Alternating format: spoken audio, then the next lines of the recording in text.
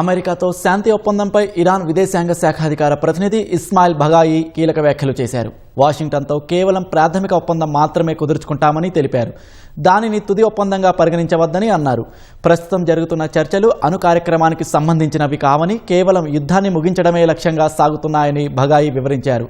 ముసాయిదా ఒప్పందంలో ప్రధానంగా 14 అంశాలు ఉన్నట్లు ఇరాన్ మీడియా పేర్కొంది. లెబనాన్ సహా అన్ని ప్రాంతాల్లో సైనిక దాడులను తక్షణమే నిలిపివేయడం అందులో ప్రధాన అంశమని వెల్లడించింది. ఓడరేవుల దిగ్బంధనాన్ని అమెరికా ఎత్తివేస్తే హర్ముజ్ జలసంధిని ఇరాన్ పూర్తిగా తెరుస్తుందని తెలిపింది. అటు ఇరాన్తో ఇవాళ ఒప్పందం కుదుర్చుకోనున్నట్లు అమెరికా అధ్యక్షుడు డొనాల్డ్ ట్రంప్ ఇప్పటికే ప్రకటించారు. ఇరాన్ మాత్రం ఆచితూచి స్పందిస్తోంది. చర్చలు జరుగుతున్నాయని, తుది నిర్ణయం అమెరికా వైఖరిని బట్టి ఉంటుందని పేర్కొంది.